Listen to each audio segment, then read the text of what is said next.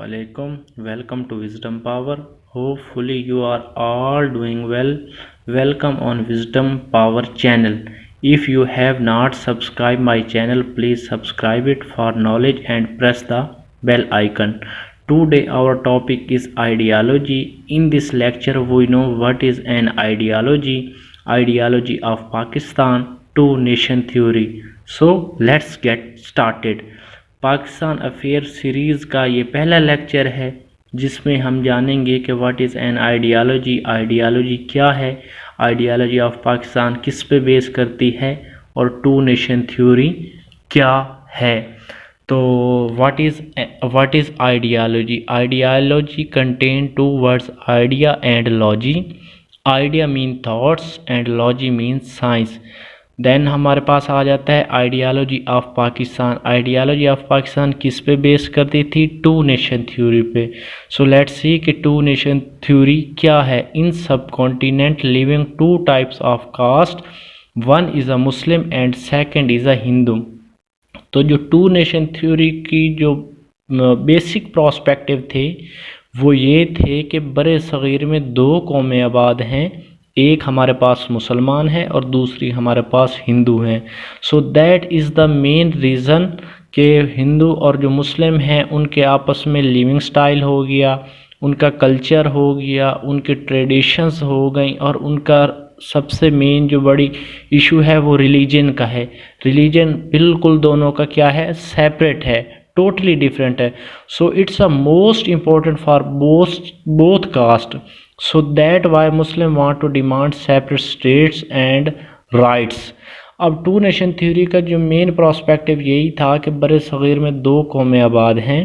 ان کا کیا ہے؟ ایک تو ان کا رہنے کا طور طریقہ ہے مختلف ہے، دوسرا ان کے ثقافت مختلف ہے، تیسرا ان کے رواج مختلف ہیں، اور چوتھا سب سے جو مین چیز ہے وہ مذہب ہے جو دونوں کا مختلف ہے. اس لیے یہ دو قومیں ایک ساتھ نہیں رہ سکتی. ان کو کس کی ضرورت ہے؟ سیپریٹ اسٹیٹ کی ضرورت ہے. اور ٹو نیشن تھیوری کس پہ بیسڈ کرتی تھی؟ وہ کرتی تھی based on Islam. We have already discuss the two nation theory. It based on religion because Muslim can not live with the Hindu. They wanted to separate state for Muslim. ہم پہلے ہی discuss کر چکے ہیں کہ جو to nation theory ہے وہ کس پہ بیس کرتی ہے کہ مسلمان اور ہندو ہیں برِ صغیر میں، دونوں کا جو مذہب ہے، جو مین وجہ ہے وہ سیم نہیں ہے، اس لیے دونوں کے رہنے سہنے کے طریقے ہو گئے، ثقافت ہو گئی اور رواج ہو گئے، وہ سیپریٹ ہیں. تو اس لیے مسلمان ڈیمانڈ کر رہے تھے کہ ان کو سیپریٹ اسٹیٹ چاہیے. پھر ہمارے پاس آ جاتا ہے کائنڈ آف آئیڈیالوجی. اب کائنڈ آف آئیڈیالوجی تین ٹائپس ہوتی ہیں، ایک پولیٹیکل ہوتا ہے، ایک اکنامک ہوتا ہے، اور ایک ریلیجن ہوتا ہے. اب جو مسلمان تھے نا وہ ان تینوں ٹائپس کو فالو کرتے ہوئے اپنی چیزوں کی ڈیمانڈ کر رہے تھے، ٹھیک ہے. اور مسلمان یہ بھی جانتے تھے کہ مسلمان پاسٹ میں کیا تھے، پریزنٹ میں ان کی کیا حالت ہے، اور ان دا فیوچر ان کی کیا کنڈیشن ہوگی. تو مسلمان جانتے تھے کہ پاسٹ میں وہ 1206 سے جب سے محمد بن غوری نے غلامان خاندان کی بنیاد رکھی تھی تب سے لے کر وہ مغل سلطنت، جو خاندان سب سے زیادہ جنہوں نے 300 سال برِ صغیر پہ حکومت کی، مغل خاندان نے، تو وہ کیا تھے؟ وہ مسلمان تھے. تو مسلمانوں نے برِ صغیر پہ ایک لمبا رول کیا ہے. اور اب کیا ہوا ہے؟ وار آف انڈیپینڈنس 1857 کے بعد کیا ہوا؟ وہ رول ختم ہو گیا ہے. اور اگر اب اس حالات میں جو پریزنٹ سچویشن ہے اس میں مسلمانوں کے حالات کیا ہیں؟ تھوڑے سے خراب ہیں، مطلب کہ ان کو اپنے رائٹس لینا بھی مشکل ہو گئے ہیں. اگر اس دور میں اس وقت پریزنٹ سچویشن جو ہے ہمارے پاس، اس میں اگر مسلمانوں نے کچھ اہم امپورٹنٹ سٹیپس نہ لیے تو مسلمانوں کا جو ان دا فیوچر جو سچویشن ہے وہ کیا ہو جائے گی؟ کریٹیکل ہو جائے گی. دین ہمارے پاس آ جاتا ہے بیسک آئیڈیالوجی آف پاکستان. اب basic ideology of Pakistan depend کرتی ہیں بیسک آئیڈیالوجی آف اسلام پہ. So let's see first basic ideology of Islam کہ بیسک آئیڈیالوجی آف اسلام کیا ہیں. تو سب سے پہلے ہمارے پاس بیسک آئیڈیالوجی آف اسلام میں آ جاتا ہے توحید. توحید مطلب اللہ پاک ایک ہے، وہ وحدہ لا شریک ذات ہے، اس کا کوئی شریک نہیں. Means God is a one, Allah is a one.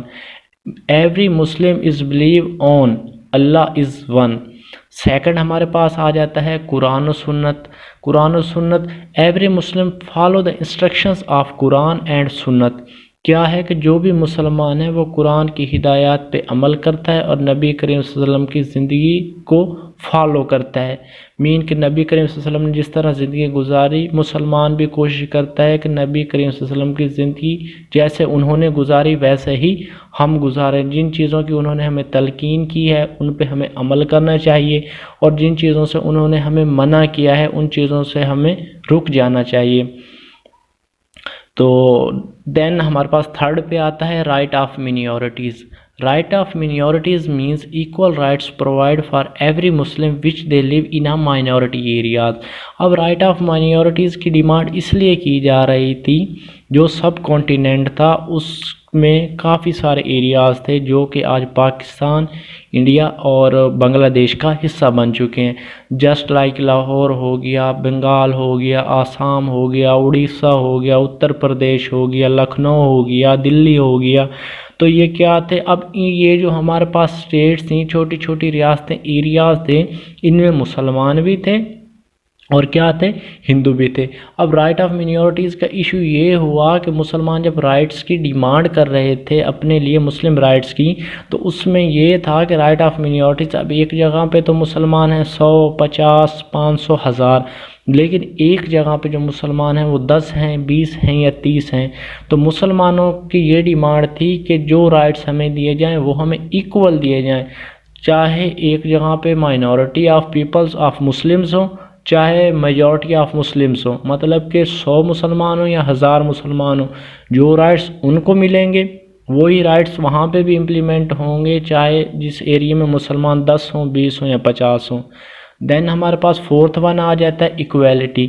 Provides equal rights for Muslim and maintain the equality. اب اس میں ایک یہ ڈیمانڈ ہے، یہ وہی بات کر رہے ہیں کہ رائٹ آف مینیورٹیز مطلب کہ ایکول رائٹس مسلمانوں کو کیا کریں؟ پرووائڈ کیے جائیں. ففتھ ون پہ ہمارے پاس آ رہا ہے اکنامک اینڈ سوشل جسٹس. اس میں یہ ڈیمانڈ کی جا رہی تھی مسلمانوں کی طرف سے کہ انہیں اکنامکلی طور پہ اسٹرانگ کیا جائے اور انہیں جسٹس پرووائڈ کیا جائے.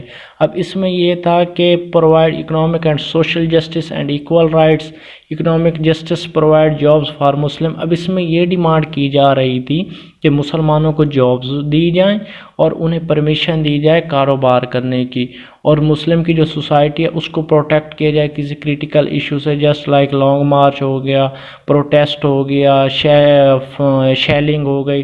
اس طرح کی جو ہنگامی صورتحال ہیں وہ کریٹ نہ کی جائیں جب مسلمان کاروبار کریں یا مسلمان جاب کریں. تو یہ ایک ڈیمانڈ تھی مسلمانوں کی کہ economic and social justice. Sixth پہ جو آ جاتا ہے وہ ہے Islamic way of life. Most important یہ پوائنٹ تھا کہ تمام جو مسلمان ہیں وہ زندگی گزارنا چاہتے ہیں اسلام کے مطابق، جس طرح قرآن مجید میں اللہ تعالیٰ نے فرمایا اور ہمارے نبی نے ہمیں ہدایت کی ہے. So that's why give permission to live life according to the way of Islam and follow the all aspects of Islam, Quran and Sunnah. اب اس میں یہ تھا کہ مسلمان ڈیمانڈ کر رہے تھے کہ ان کو رائٹس ملیں، ان کو پرمیشن ملے کہ وہ اپنی مسجدوں میں جا کے نماز ادا کریں اور حج کے دوران اور عید الاضحیٰ پہ جانوروں کی قربانی کر سکے، کیونکہ انڈیا میں جانوروں کو قربان نہیں کیا جاتا. وہ گائے کو اپنا گاڈ مانتے ہیں، بھگوان مانتے ہیں، ان کا ایک اپنا ایک کنسیپٹ ہے. لیکن جو مسلمان ہیں ان کا یہ کنسیپٹ ہے کہ حلال جو چیز ہے وہ مسلمان اس کو ذبح کر کے اس کے گوشت سے لطف اندوز ہو سکتے ہیں. ٹھیک ہے، تو یہ ایک بہت بڑا میجر تھرو بیک تھا. جو مسلمان چاہتے تھے کہ ہماری جو زندگی ہے ہم نے ویسے گزارنی ہے جیسے ہمارے نبی اور ہمارے اللہ نے ہمیں تلقین کیا ہے، ہمیں بتایا ہے کہ مسلمان ایسے زندگی گزاریں. تو یہ امپورٹنٹ پوائنٹ تھا کہ مسلمان کیا چاہتے تھے؟ اسلامک وے آف لائف چاہتے تھے، وہ اس طرح کی زندگی گزارنا چاہتے تھے. تو یہ ہمارا جو تھا ٹاپک، یہ جو آئیڈیالوجی آف پاکستان تھا، یہ یہاں پہ اب آگے کمپلیٹ ہو جاتا ہے. اب ہمارے پاس شروع ہوتا ہے evolution of two nation theory, یعنی کہ جو ایوولوشن ہوئی ہے، ارتقاء ہوئی ہے ٹو نیشن تھیوری، کہاں سے چلی ہے، کہاں سے ڈیفرینشیٹ شروع ہوا کہ جو مسلمان ہیں اور ہندو ہیں یہ کیا اکٹھے نہیں رہ سکتے، ان کو سیپریٹ اسٹیٹ کی ضرورت ہے، ان کے رواج، ان کی ثقافت اور ان کا مذہب ایک دوسرے سے جدا جدا ہیں، ٹھیک ہے۔ تو سب سے پہلے آ جاتا ہے ہندو اینڈ مسلم فلاسفی، اس میں evolution of two nation theory میں۔ اب اس میں کیا ہے، مسلمانوں کی اپنی فلاسفی ہے اور ہندوؤں کی کیا ہے، اپنی فلاسفی ہے۔ مسلمانوں کی وہی بات ہو گئی جو میں نے آپ کو پہلے بتایا ٹو نیشن تھیوری میں، کہ دو قومیں، دونوں کے رسم و رواج ہو گئے، ان کے تہوار ہو گئے، اور سب سے بڑا ان کا جو مذہب ہے وہ ڈیفرنٹ ہے۔ اب اسی فلاسفی یہ چل رہی تھی۔ پھر ہمارے پاس دین آ جاتا ہے محمد بن قاسم۔ اب محمد بن قاسم نے 712 میں سندھ کو فتح کیا، راجہ طاہر کو اس نے شکست دی، کس کی زیر نگرانی میں، حجاج بن یوسف میں، اور اسلامی سلطنت کی کیا ہو گئی، حدودوں کو بڑھا دیا گیا۔ دین ہمارے پاس مسلم رول آتا ہے محمود غزنوی کا، جس نے سومناتھ کے انڈیا پہ 17 حملے کیے اور سومناتھ کے مندر ڈھا دیے۔ اس کا رول جو رہا ہے وہ 976 سے لے کر 1148 تک رہا ہے۔ محمود غزنوی کے دور کے بعد آ جاتا ہے محمد غوری۔ اب محمد غوری کا جو پیریڈ رہا ہے وہ 1148 سے 1206 تک رہا ہے۔ تو اس کے بعد جو مین ڈائنیسٹیز ہیں وہ سٹارٹ ہوئی تھیں۔ اب محمد غوری نے کیا تھا کہ محمد غوری کی جو فرسٹ بیٹل آف ترائن ہوئی تھی 1191 اور 1192 میں، جس میں محمد غوری اور پرتھوی راج چوہان آپس میں بیٹل ان کی ہوئی تھی، اور پہلی بیٹل جو ہوئی تھی بیٹل آف ترائن اس میں محمد غوری کو شکست ہوئی۔ دین سیکنڈ بیٹل میں محمد غوری نے پرتھوی راج چوہان کو کیا کر دیا، ڈیفیٹ کر دیا اور اپنی سلطنت وہاں پہ قائم کر دی۔ تو جب محمد غوری آیا تھا بر صغیر میں تو اپنے ساتھ غلام بھی لے کے آیا تھا جو افغانستان میں سے، بیسیکلی جو محمد غوری تھا وہ افغانستان میں سے تھا، جب وہ افغانستان میں چلا تو اپنی ایک ساتھ سپہ سالار اور کچھ غلاموں کو لے کے چلا۔ ان میں سے کچھ غلام تھے جن کو وہ یہاں پہ چھوڑ گیا، اور ان کو یہ جو بر صغیر تھا یہ سارا کا سارا ہینڈ اوور کر گیا کہ میں جا رہا ہوں، اب تم لوگ یہاں پہ اپنی سلطنت قائم کر لو، ٹھیک ہے۔ انشاءاللہ ہم اس کی بھی ایک سیریز شروع کریں گے اگر آپ لوگ مجھے اچھا رسپانس دیں گے تو۔ میرا ارادہ ہے کہ اگر آپ مجھے سپورٹ کریں گے، میرے چینل کو لائک کریں گے، سبسکرائب کریں گے اینڈ کمنٹ کریں گے، تو انشاءاللہ بہت جلد میں ایک سیریز لے کے آؤں گا بایوگرافی کی، جس میں محمد بن قاسم سے لے کے بہادر شاہ ظفر سیکنڈ تک، اس میں جتنا بھی تاریخ کے جو مین میجر اسپیکٹ ہیں جو کہ ہر کسی کو پتہ ہونے چاہیے، چاہے وہ کسی کمپٹیٹیو ایگزام کی تیاری کر رہا ہو یا نہ کر رہا ہو، تو وہ سب کے لیے بہت ہی امپورٹنٹ ہوں گے۔ یہ ڈیپینڈ کرتا ہے آپ پہ کہ آپ کتنا مجھے سپورٹ کرتے ہیں، کتنا مجھے انکریج کرتے ہیں۔ سو لیٹس سی، جو پہلا خاندان تھا جس نے بر صغیر پر حکومت قائم کی وہ تھا سلیو ڈائنیسٹی، مطلب کہ غلامان خاندان، جو کب اسٹیبلش ہوئی ہے 1206 سے لے کر 1290 تک، اور اس کے جو فاؤنڈر تھے وہ قطب الدین ایبک تھے۔ قطب الدین ایبک کے بعد جو ہماری یہ جو ڈائنیسٹی تھی سلیو ڈائنیسٹی اینڈ ہوئی ہے 1219 میں، اور کس خاندان نے بنیاد رکھی ہے، وہ ہے خلجی خاندان جو دوسرے نمبر پہ آتے ہیں، اور یہ سٹارٹ ہوئی ہے 1290 سے لے کر 1320 تک، اور اس کے فاؤنڈر کون تھے، جلال الدین فیروز خلجی۔ اور تھرڈ میں ہمارے کون سے آتے ہیں خاندان، وہ ہیں تغلق خاندان۔ تغلق خاندان کا پیریڈ کیا ہے، وہ 1320 سے لے کر 1413 تک انہوں نے حکمرانی کی ہے، کس پہ، سب کانٹیننٹ پہ، اور ان کے جو فاؤنڈر تھے وہ کون تھے بھائی، غیاث الدین تغلق۔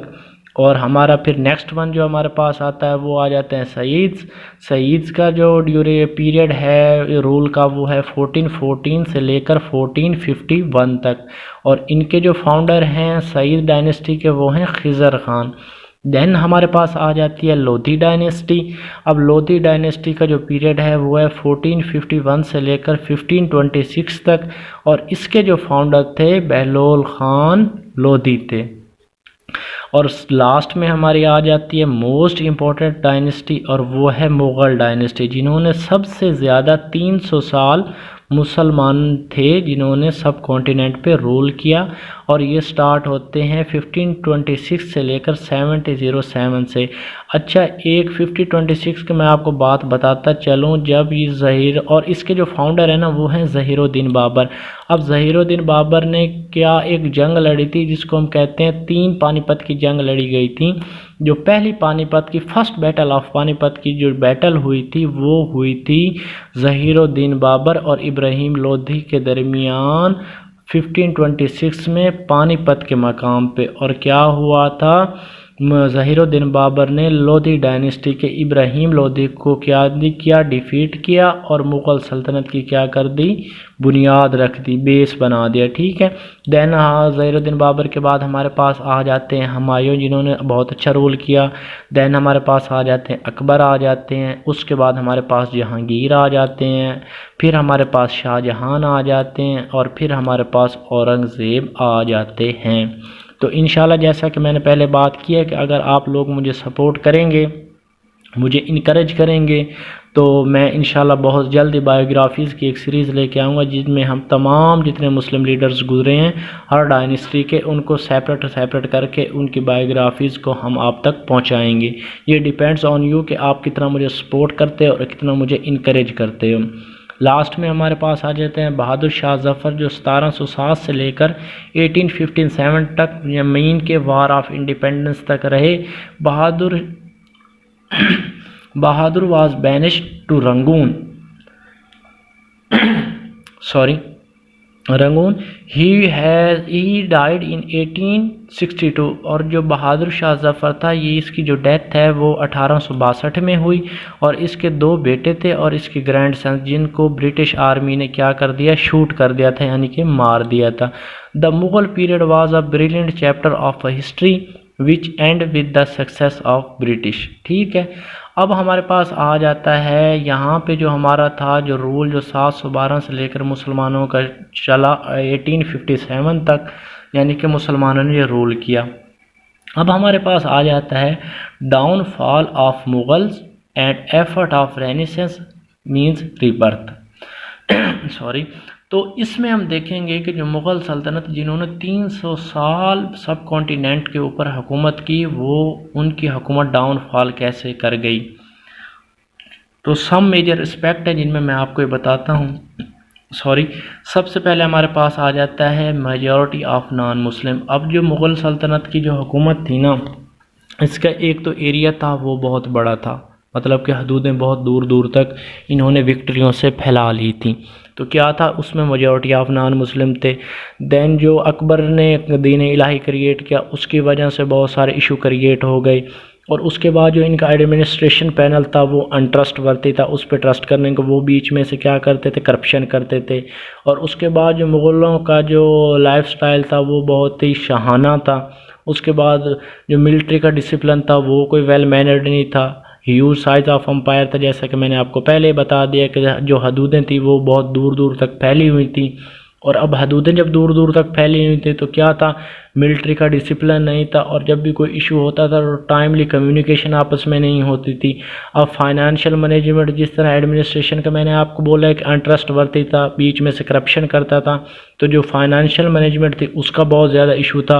اور فوراً اٹیک نادر شاہ 1707 میں نادر شاہ نے حملہ کر دیا، وہ 3rd بیٹل آف پانی پت، جس میں شاہ ولی اللہ کے کہنے پہ احمد شاہ ابدالی آئے اور انہیں مرٹھاز کو شکست دی۔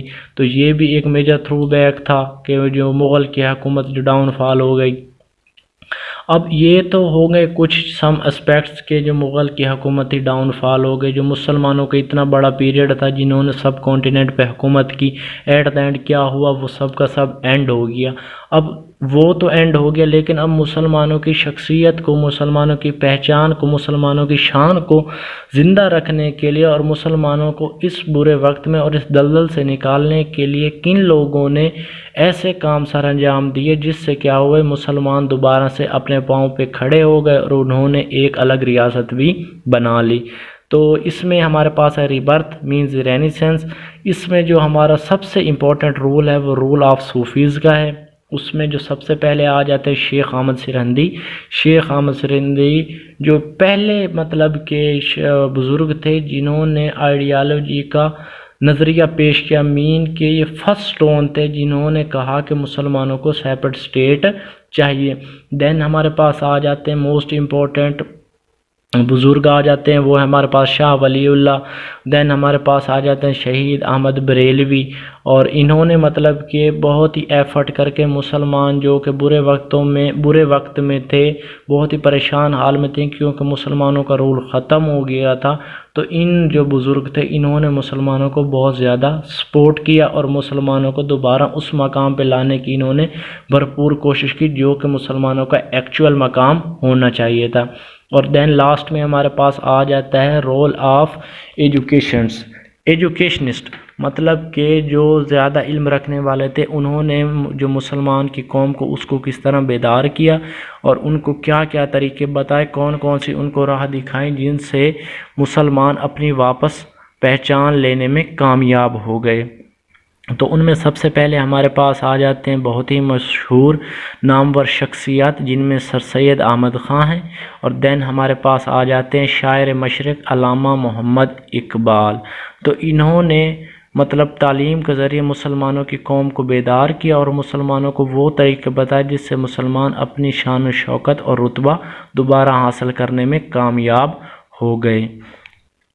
So at the end, today our topic has completed. If you have any query, you can ask friendly in comment section. Please support my channel and subscribe it and share with your friends. Thank you. Wassalam.